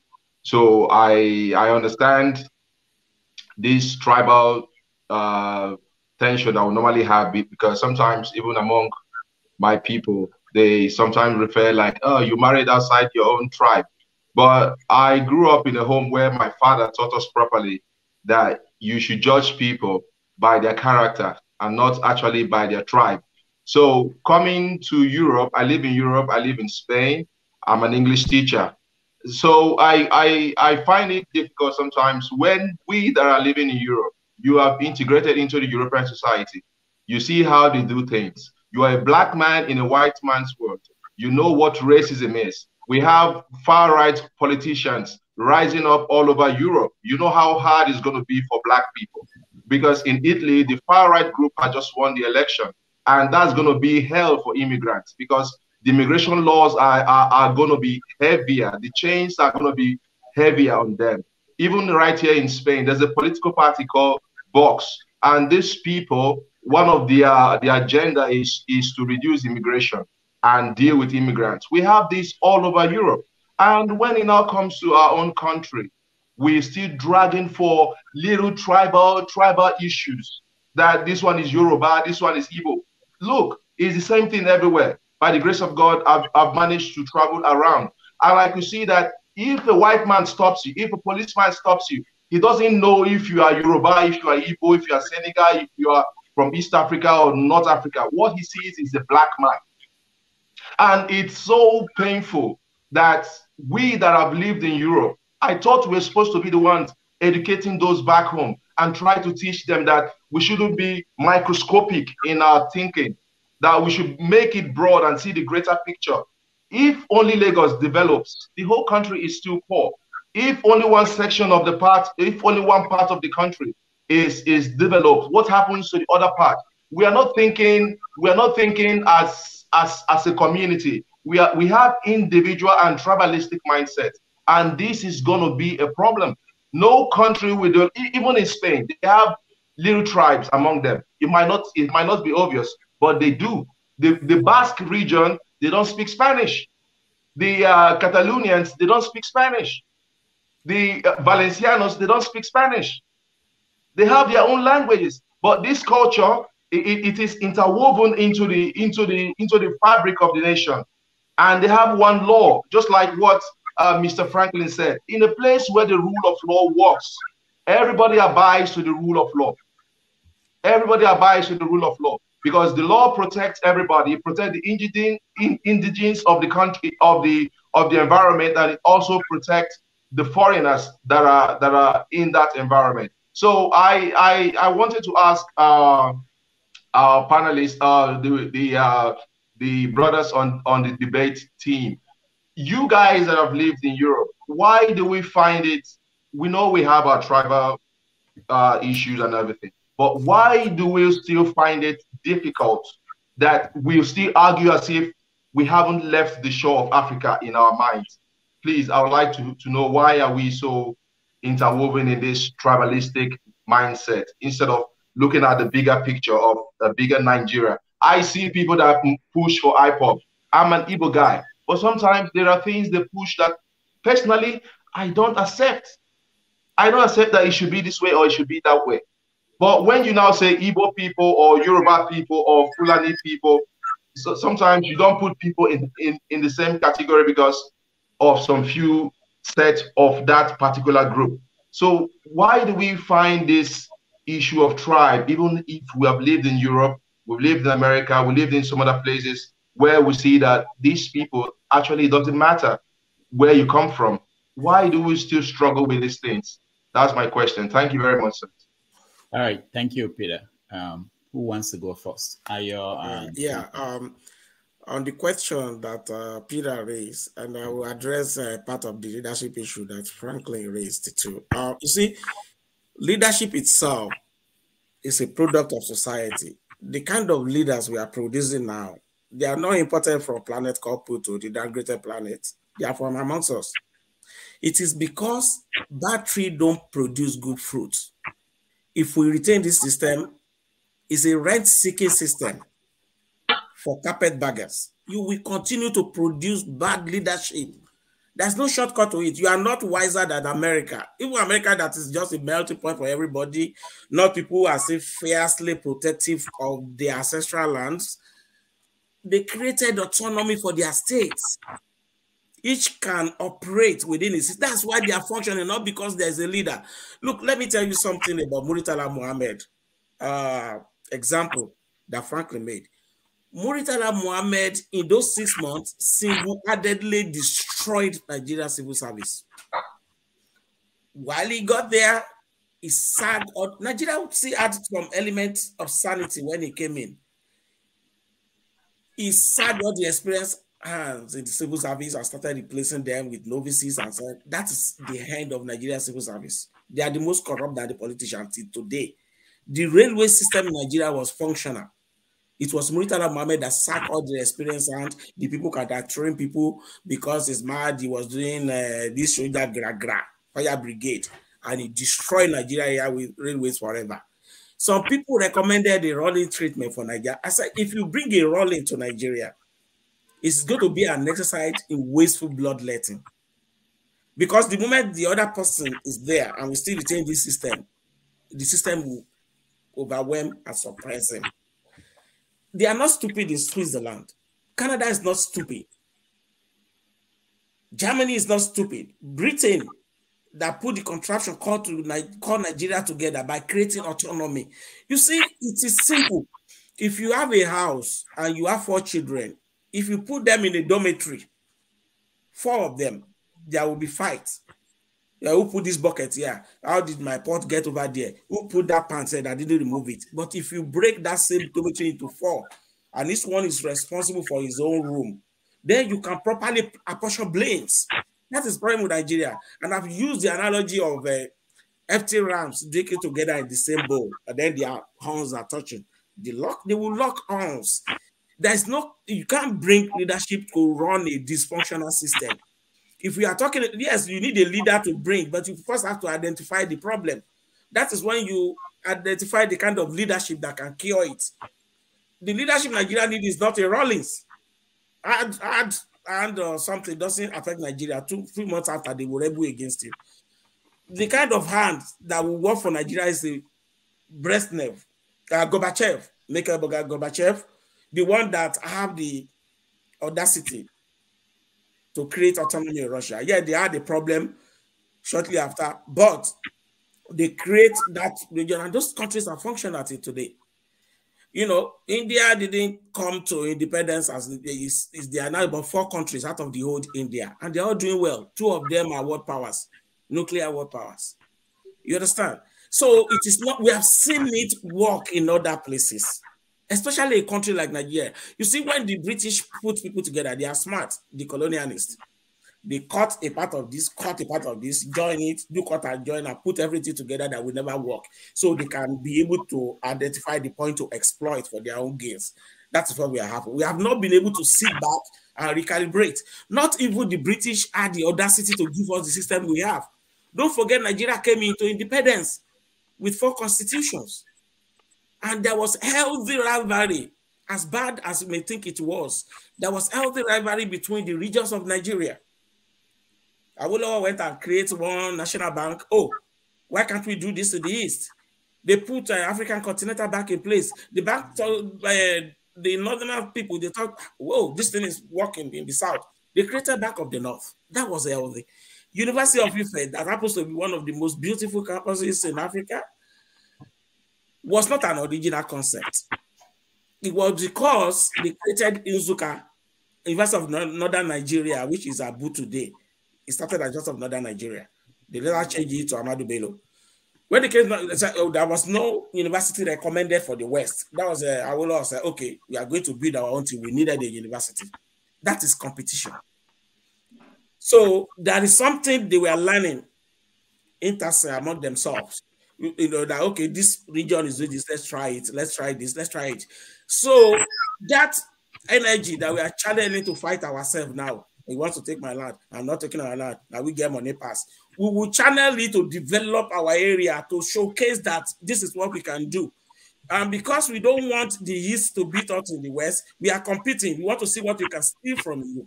The North is looking at that, okay, what model are this guy using? Can we borrow from it?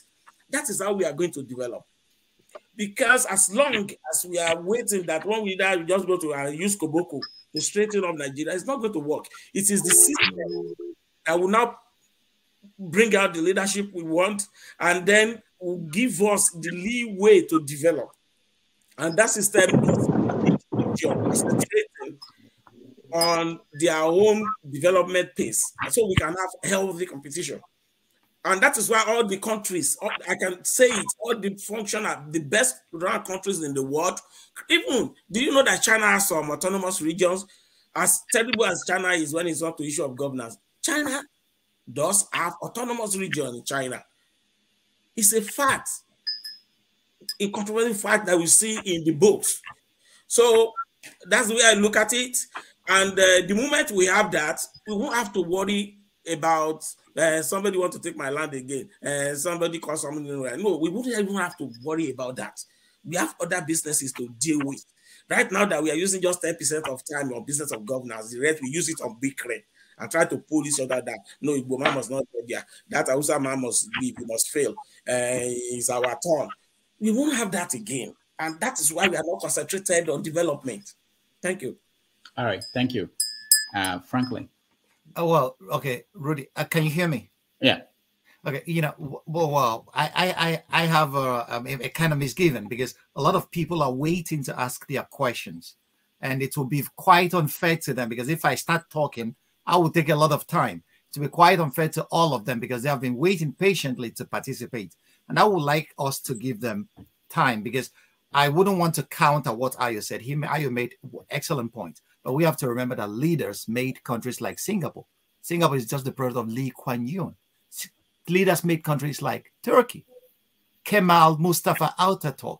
So, and we have seen that. It doesn't mean that leaders must be one man. No, leadership at all levels. We have Lagos, for example. Lagos generates a lot of money. What has the leadership done? Major cities like Lagos have metro systems, subways. But we have not been able to do that kind of, so which means our leaders are still at a level where we have not, where we don't like still. Why aren't the states competing among each other? Because we believe, you use the word that is very instructive. You call it many rams drinking from one bowl. Why should we drink from one bowl? Why can't the states compete among each other, utilize their resources, build their human resources, and from there generate taxes and then develop themselves? They don't But we are control not the even doing resources. that. Exactly what we are saying. So if we are not even doing that, so who tells us that if we break apart, that the regions will start doing that? No, we are not doing that now. The states are not even doing that. So do you know that the region don't control their resources? I like the example of Singapore that you made. My brother, what was Singapore like when it was part of Malaysia? I agree. Did they make it until they break away from Malaysia? Yeah, but Singapore did not succeed until it has its own autonomy. So it produces its own leadership based on. You see, the example you use is actually against your point. No, it's not against my point. Okay, if you say it's against my point, what about Turkey? Did Turkey break up from anywhere? Or can we say when it's evolved from the Byzantine times? The point I was trying to make is that leadership is can I ask Mr. fundamental. Without leadership, we cannot attain anything. Even if you break apart from anywhere and the leadership is dysfunctional, nothing will ever be attained. That's just the point I'm trying to bring across to you. I don't say anybody should break apart. That's not the point at this point. Okay. All right, let's try. I like Dr. Rudolph, can I ask my question? Please? Yeah, hold on, Maxwell. Hold on. I like what I know that everybody wants to ask question and go, but I like what he said in terms of we have to get to the questions. So for our guests, please make your answers fast so that we can get to many questions. So what I will do is I'll give people a chance to maybe 2 people will ask questions at the same time, and then I'll come to you guys so we can run through a lot of people. Loco, you are okay. Let me go to someone in driving. Just consideration purposes. Oh, he's gone. All right, Loco, you are next. Doctor, you sound like God damn my side, eh? You want to I wasn't the one that kicked you. Sound big. You sound. All right. Thank you everybody for coming here. I like the way we do this. If we can be doing this all the time, right? At least it will still be bringing our head back to where we were going, back to like, oh, I think we need to be together, rather than going far from each other. For me, my anger is this, right? Amongst all the speakers I've been speaking here, nobody here has thought about history to like before all this independence, like 18th century, 15th century. Were we not related before now? Did we not come from the same ancestor? At least I'm from Edo State, right? Before I left Nigeria, like I'm a civil engineer. I used to go to communities, doing state and federal government projects. You understand? Like my company then. And if I go to the villages and meet the Igbo's, the Ezes, the kings there, if I tell them I'm from Benin, most of them show me the picture of Oba of Benin, and they start giving me lectures, how they are related, how the same ancestor, how this and that. Both go far in the east, far in southeast, southwest, and even south, where I'm from. You understand? I can see that, yeah, that means if we are related in this manner, like we have the same, not too far, I'm not talking about 10 or whatever. You understand? Before, like not too far, like we are close to, we are related. But I see nobody's even talking about like Chief is at least Chief should know about maybe tradition more than I do. But to the extent as a Benin man, I know at least to the extent I know some tradition, and I know that we are related to the Yorubas, we are related to the Igbos, even the Obi of Onitsha, even attested to that, how they are related to the Benin. You understand? So if you are related in this manner, why do we see ourselves as different people? These politicians up there, they know what they are doing. Tinubu went to Ilumelu's house yesterday, and they were hugging each other, almost kissing each other. Nobody was talking about go there and tell them that Igbos want to take over Yoruba. Tinubu really want to slap you first. What are you talking about? Because they have the same interest. What is our interest? Why can't we see that? Okay, yeah, you can do something for me, I can do something for you. What is the threat? You want to take over? What do you have that people want to take over? Your government have been using your head, taking over your head since they have been enjoying with their children flying abroad. You can't do anything. Is it very poor man like you that is struggling the way you are struggling? Do you want to say no? Is this, is that? And I ask even Oga Ayo and Oga Oyeyemi, whatever. I've seen some rhetorics that some Yoruba boys are doing because of election, whatever. How many of you have even come out to condemn those Yoruba people that even say that kind of rubbish? How many of you have come out? Because you come and say, yes, it's not good, but at least in your post, in your small power that you have, how many of you have come out and condemned those talks, those kind of nonsense rhetorics that people are doing, trying to incite violence? Because for me, you're like, there's no point in setting it for this. Arrest those people, use them to make example, but you will not do it because it serves your own interest. You understand? So my question is just to allow somebody else to say something, because I know you don't ring bell for me now. It's just like, please, please, Ayo, Chief, you are a chief. Unless you have gray hair. Frankly, please, I go first for una more. If una no one tries, like, bring history back to these people. Look, we are more related than we are.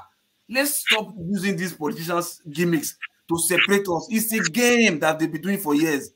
That's why they've separated Bende to Delta and Edo. They've also divided Rivers to Bayelsa and Rivers. They also divided Cross River to what's it called, Akwa Ibom and Cross River. They did it in the east. They did it in the west, just to divide us, make them use our head. We not get sense.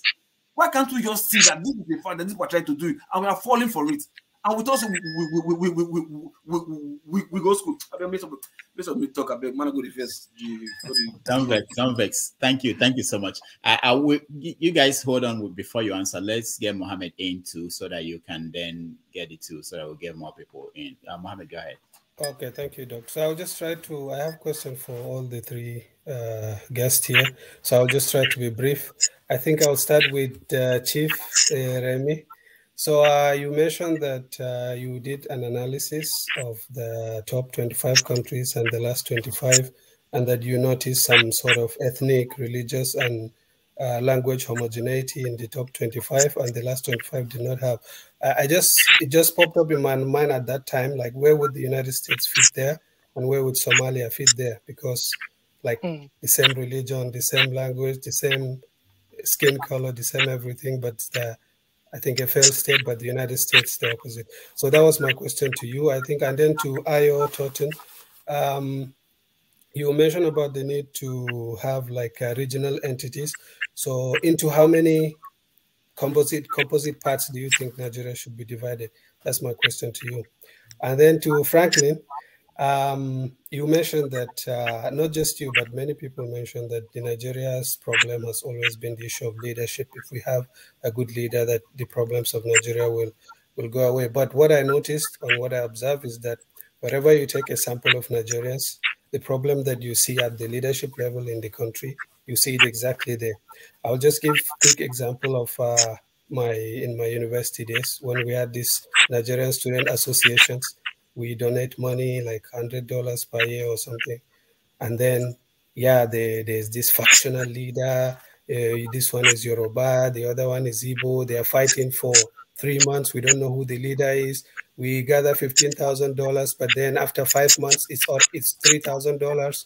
Like the tribalism, the religious, everything is there. Like whenever for those people abroad can attest to that, just gather group of 100 Nigerians and give it the composition of the country. You have Hausa, have Fulani, have Yoruba.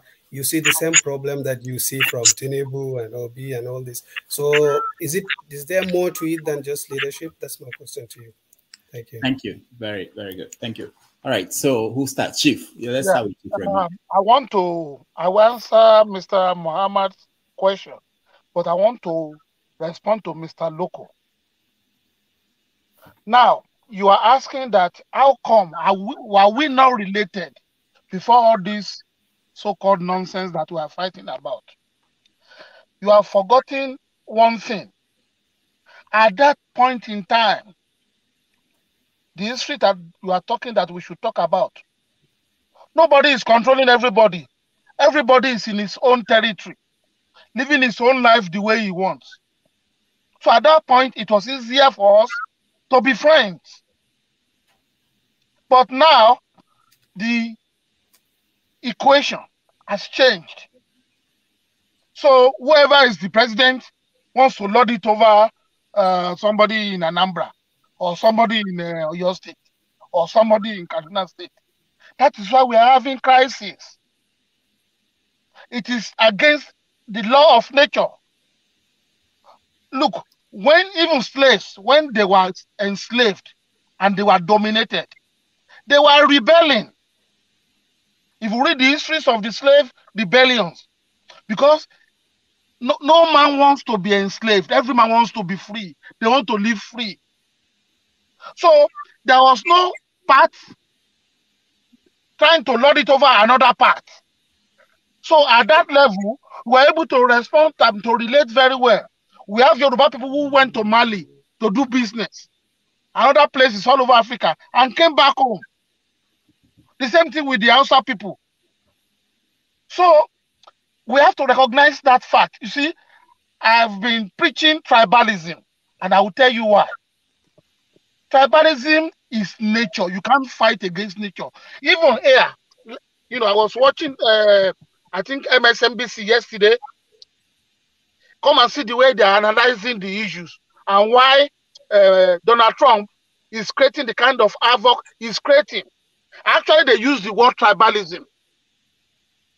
So we all look at America, or America is different. It is not. Why do we have Chinatown, Germantown, all over the places in America? Man naturally gravitates to where he's comfortable. What we need to do with tribalism is not our problem. What we need to do is to recognize the differences that we have, respect it, then come together to find a meeting point. And okay, you are an Igbo man. This is your culture. Okay, I don't want to touch that. You are a Yoruba man. This is your way of life. I don't want to touch that. You are a TV. You are a whatever. That's what we need to do.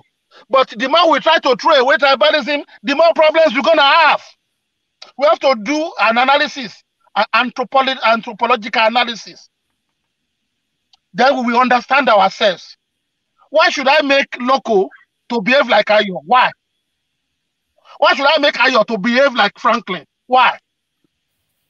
We have to look for the characteristics or idiosyncrasies of our tribes, ethnic nationalities. Then come together. Let me understand you properly. I'm sorry. Is anybody infringing on anybody's traditional value?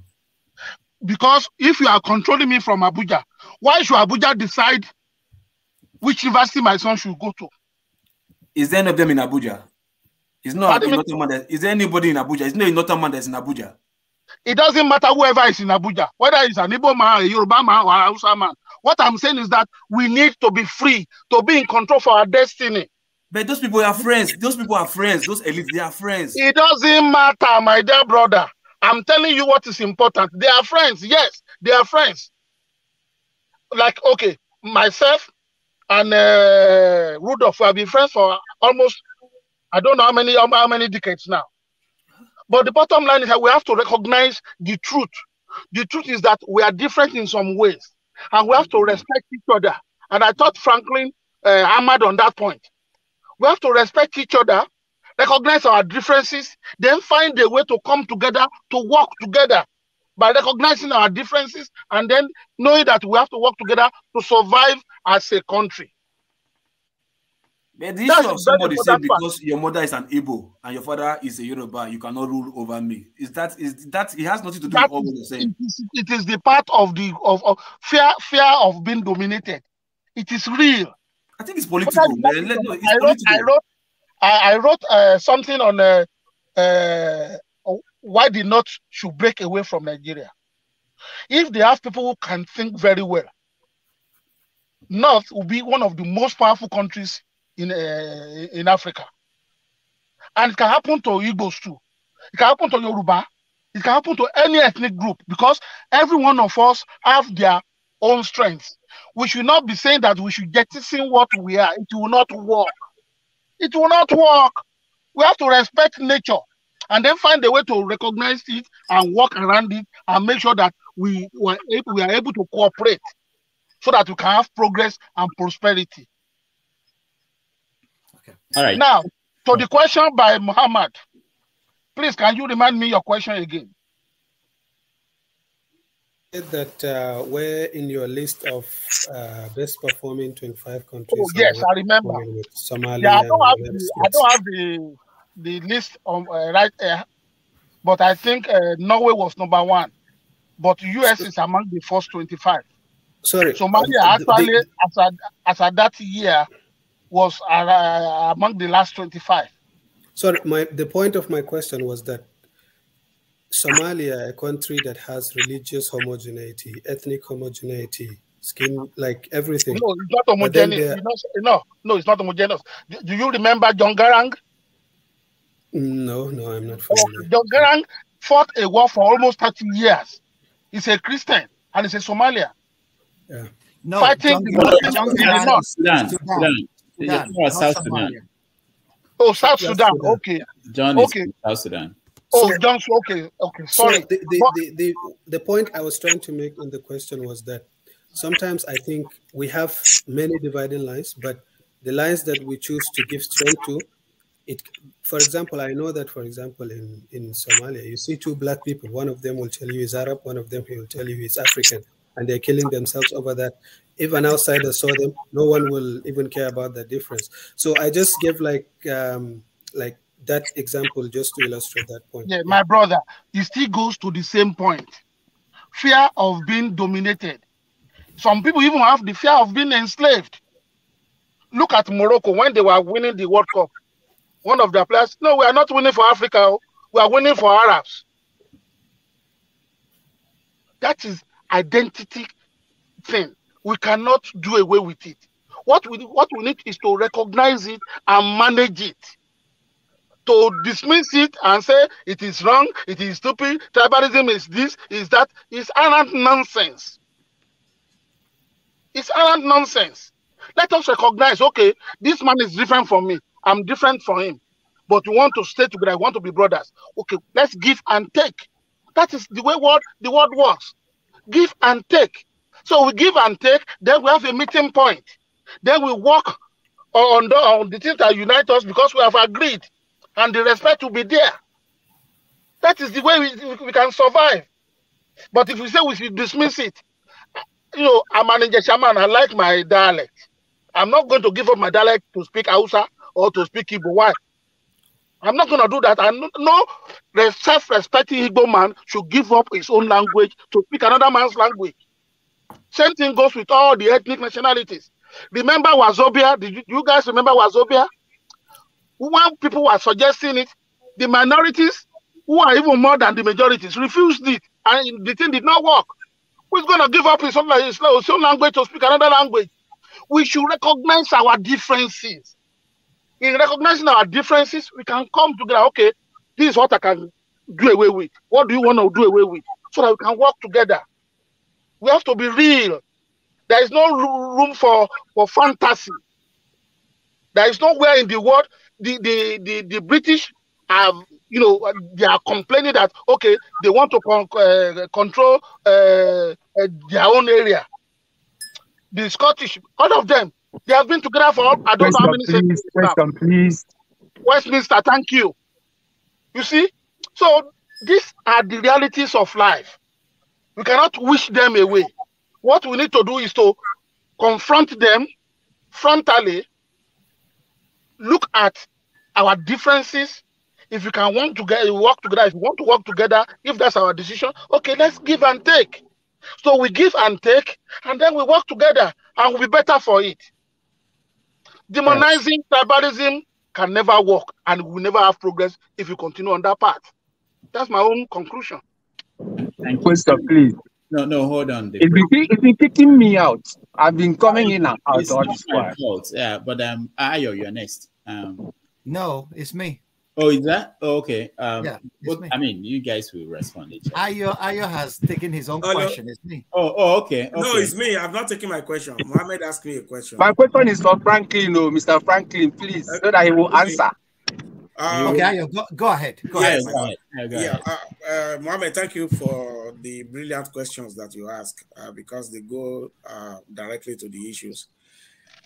You see, right now in Nigeria, let me start from that. We have 6 regions that we've, admitted in principle. Everything is done based on those regions: Northwest, North Central, Northeast, Southeast, Southwest. So, in principle, we have agreed that we have 6 regions. And if you look at these 6 regions very well, they have at least some measure of homogeneity and cultural interdependence in those areas. So we can start from there. It doesn't end from there. We can go further. Why this is important, and in order to bottom what Chief Remi Oyeyemi is saying is this. The question you ask him, you give an example of homogeneous society like Somalia that seems not to be working. So why should we go there? Now, I will ask you, tell me one country. We can tell you several. When you refer me to Somalia, I will refer you to several. Switzerland, Norway, all the Scandinavian, even Japan with dominant tribe and everything that are working. So Somalia could be an exception because when you have you put like 20 together, 18 is working, 2 is not working, then it's an exception because overwhelming majority is working under that principle.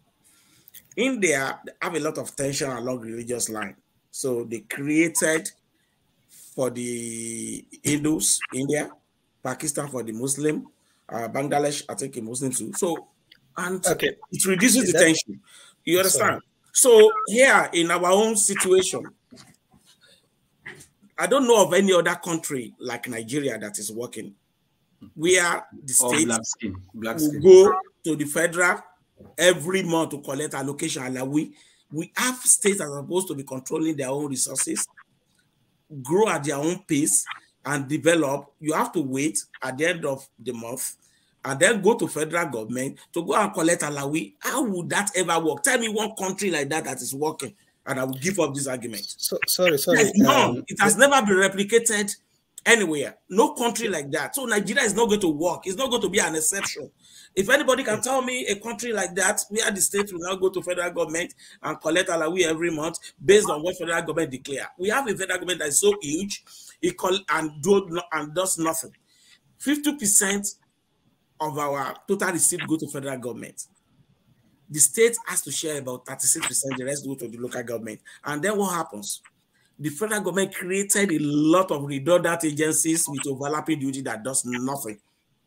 They are just gateway to siphon money. These are money that will be used in regional development because those people are closer to the people. Here, where I live, power belongs to the counties, equivalent of local government.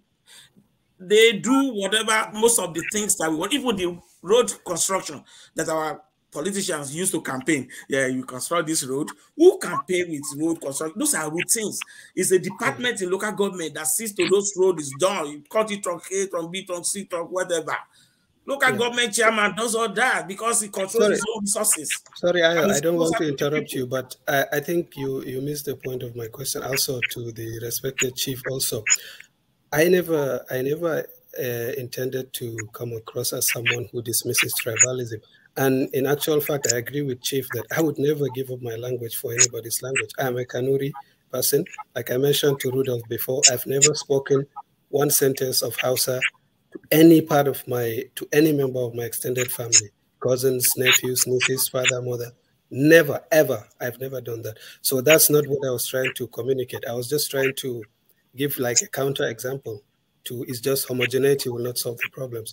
And in the case of Nigeria, honestly, what I think is even if we divide, let's say, into 4 or 6, I just think the problems will just come down to those 4 or 6 regions because the people fundamentally they will not transform overnight simply because now they're in Oduduwa land or they're in Arewa land or something. Like thieves are thieves. People are people. Like all these things about states and boundaries. And so that was what I was trying to say. But to your point also, people don't change. Human beings from Cape to Cairo are the same. Let me tell you something. If you leave America, if you create a kind of system you have in Nigeria, I just want to add one more thing to your analysis. They will be worse. Let me tell you something. Why do Nigerians come here and excel and obey red light? The system works. They change. Our students will be bright. They go everywhere and excel. Because they live in the same Nigeria. It's not that they are different. They don't go back to their mother and get recreated. Listen to me very well. So it is the environment that shapes human beings. Environment will shape you, whoever you think you are. Mindset don't change. Your environment will shape you gradually. That is how system works. You see, I'm not saying we should divide. If you create is it not the same Nigeria that was rivaling Malaysia, China? Do you know what is different? That was the time the regions have their autonomy. They were able to perform.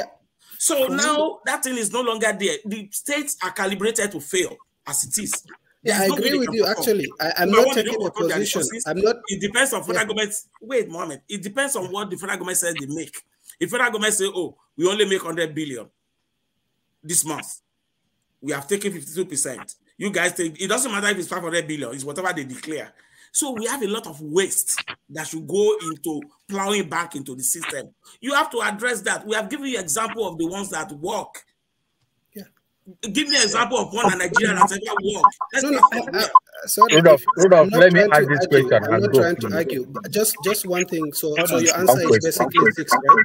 6 regions. But what I'm trying to say, for example, in the Northeast where I'm from, someone from Bauchi and someone from Katsina, like people like, I know that in the politics of Nigeria, in the South, for example, there is Southeast, there is Southwest, and there is Igbo, Yoruba. It's the difference is stark and it's clear.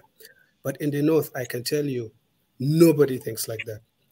I'm from Borno State, I'm Kanuri. I had to learn Hausa, like I did, that's not my language.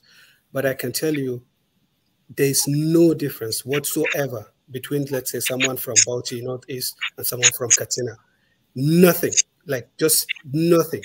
On the level of the people, there's no difference. On their political choices, there's no difference. Just go and see the voting patterns of those 2 places. So if you divide them along those lines, for at least for the North, it doesn't make any sense. Like someone from Bauchi and someone from Katsina, someone from Borno and someone from Sokoto, like there's no difference. Like although we don't give too much credence to language up in the North, and I can tell you that's why you will see Tinubu will pick someone like Shatima, minority Kanuri supposedly, but then he will defeat Atiku in the Northwest, where they are dominated by Hausa Fulani. Like in the South, you struggle to understand. For example, I pick an Igbo man, but then he trounces a Yoruba candidate. He trounces Tinubu in the Southwest, for example, because in the North, like. Really, for us, Northwest, Northeast is just constructions politicians use. You go and ask average Northerner, they don't even know what that is. That's what I'm trying to say. So I just wanted to add that to your analysis. I'm not trying to argue with you, actually. I'm not taking a position on divided Nigeria. I'm just trying to ask you, like, since like you feel passionately about this, what is the vision that you have? For example, like, is it like Northeast, Northwest? I just told you, Northeast, Northwest doesn't exist. It's just imagination. Okay, North, South, like, but then you have Southwest, Southeast. So is it into 3 or 4? My question was a practical question. If you wanted to do it today. We have operated on the basis of that regions for the past for over 20 years now. We have had those in principle. We have referred every time we are talking in discourse. You always ask Southeast. You want to tell me you have never had it? You have never tried it. You cannot condemn it, because what it creates is that bring government closer to the people. If it is not going to work, if there's nothing like Northeast, what do you think Nigeria as a whole will work? 200 million people. You have to bring governance to unity. You have to bring it down and give them measure of autonomy. That is the only fact that you cannot controvert. It is an incontrovertible fact that this thing is working. You see, it's like science. You bring science, you do random sampling. Okay, is this working there? Is this working there? So that is the only way to present the argument. We have seen this thing is working here, here, here, and here. It is not working here. So what you need to tell me now is, oh, this country is like Nigeria and it's working. Give 1, 2, 3 examples. I just give you the one that all the civilized countries that are functional are decentralized government. Now give me a counter argument. So it doesn't matter. You say Bauchi will never work. You never tried it. How did you know that? No. Okay. So 6. I get your answer. Like the fact is, it's working. All right. Ayo, let's go to Franklyne. Like I said, okay, we spend a lot of time in that. We draw the questions and repeat ourselves in different words. So if we could just make it short. Mohammed, your question is superlatively brilliant. I wouldn't know if you really want me to answer that, because you have already profiled the answer yourself. If I am to, I'm an Achebe student. You asked me about Nigerian leadership problems. Why is it that when Nigerians, even abroad, if they come together, the same tribalism we see among the political elite and the same thievery that they practice, we practice it in our small corners as well. Well, Achebe said that there is nothing wrong with the Nigerian character. There is nothing wrong with the Nigerian climate, and I believe that. Because these same Nigerians that you see in their small covens perpetrating the same crimes that they can get away with stand in queues to board buses or airlines abroad. I will give you an instance. I was flying from Frankfurt to Lagos on one occasion, and we were in the plane. Everybody filed gently into the plane. But once the pilot said it was 2 minutes to land, you saw Nigerians standing up to go to the toilet, and they were cautioned, don't go to the toilet, and they started fighting. The other one told them, I will show you who I am. Just wait, make me land. I will show you who I am. The same Nigerians that filed like gentlemen in Frankfurt, 2 minutes to landing in Lagos, started telling the other, I will show you who I am once we land. And he flipped out his telephone and started to make calls because he was in first class trying to use the toilet. And he was telling the other guys, wait for me there. There is one idiot I will teach a lesson. Nigerian character. So, but there is nothing wrong. What makes people or mass a people is the structures and the laws you put in place to guide and control human character. We are bound to go to excesses, okay? But in areas or in countries where the law rules, you know that the law, if it catches you, it will be merciless. It will be blind to whoever you are. People respect the law. In Germany here, while I was a university student, we were taught at school, if you stand on a red light and you cross, if you are caught, you pay 35 euros. But sometimes if a child is there and you commit that crime, you will go to jail.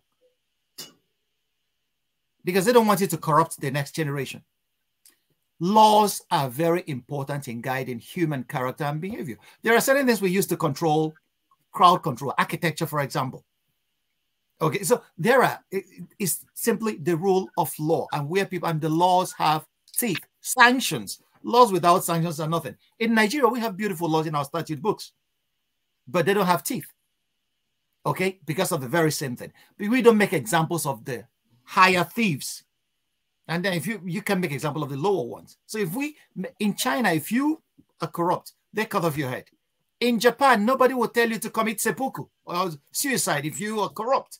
But in Nigeria, a guy will wait for you. A guy will be taking a leak in front of your house. And then you will look at him through the window. He will be staring at you. You say, man, I know peace. He is urinating against the wall of your house. You will catch a thief in our country. The thief will start challenging you. I be the first person with thief. And we will crown him a chief at that. So the laws don't have teeth. So that's not about the character. It's about the laws created by a society to regulate itself. If we apply them in our setting, I believe things will be all right with us. Thank you for your answer. So why does Germany have 6 autonomous regions? Germany have states. Bundesländer. Why are they autonomous? They are not being run by like Nigeria. They are not, because they already decentralized what will create problem. You are talking of after effects. They didn't create fundamental problem. You see, all these things you are talking, the system is working because they address those things that will distract them. You may be right. You may be right on that. But the issue, Germany practices. Sorry, Franklin, 1 second. We have used 4 hours of our time today discussing ethnic tension.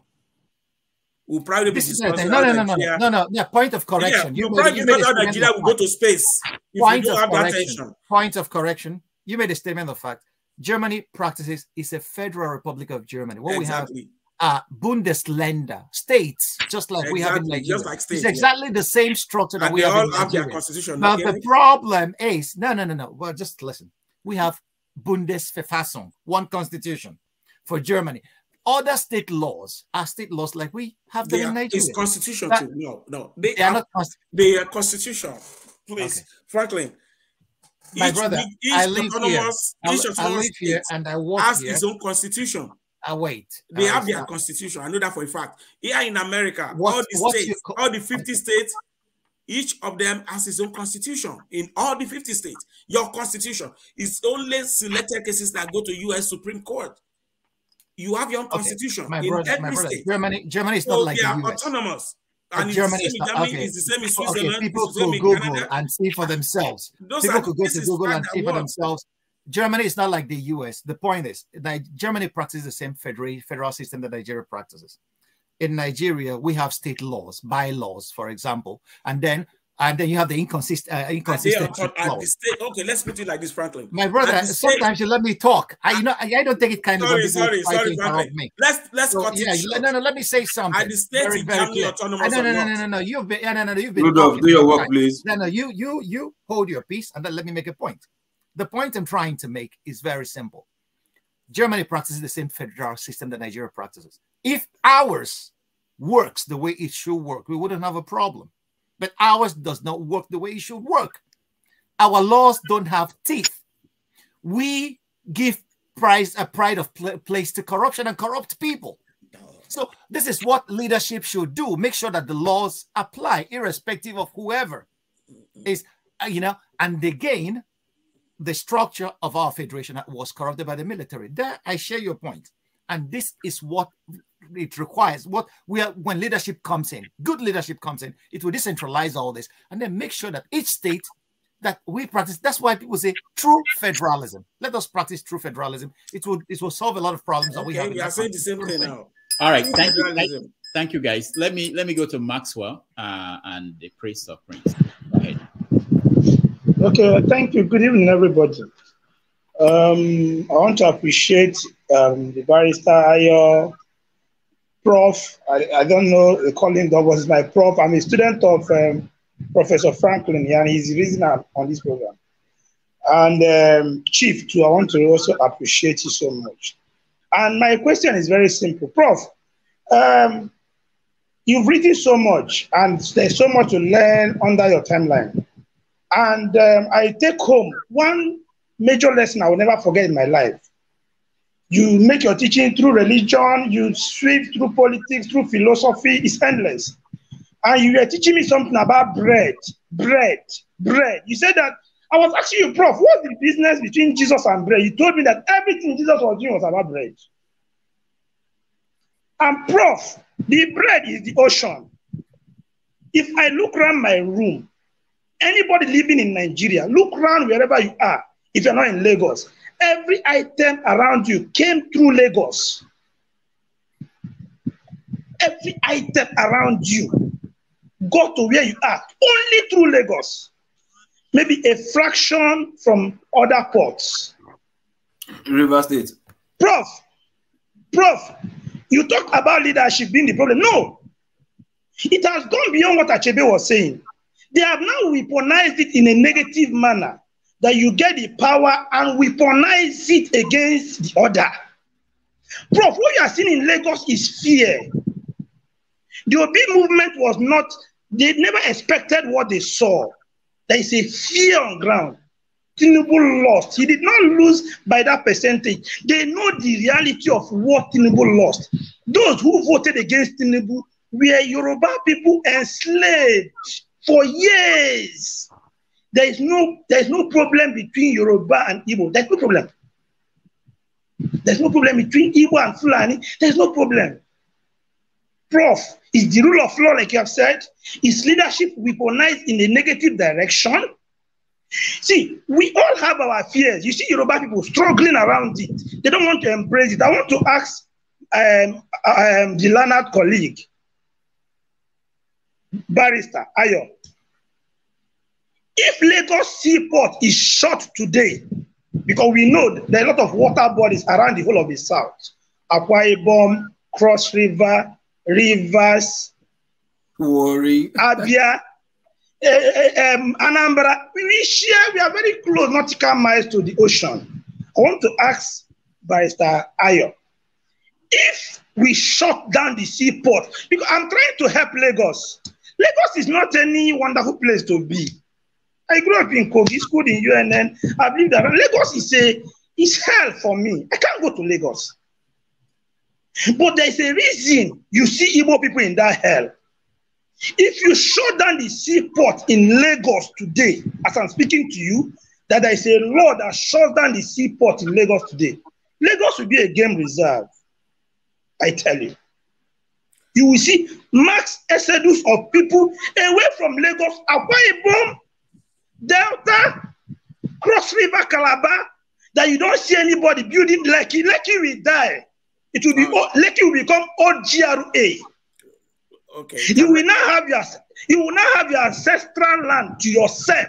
You will be the one begging Igbo people to come. Do you want me to respond to that? Yes. Yeah, you see, so, that comes to what we have been saying. That comes back to what we Barrister, please, I'm coming. Barrister, please, I'm coming. Okay. Because we want to address the fact that Igbo people are disrespecting Yoruba people. They don't love you. We married together. My best friend today is a Yoruba person. I have a Fulani friend.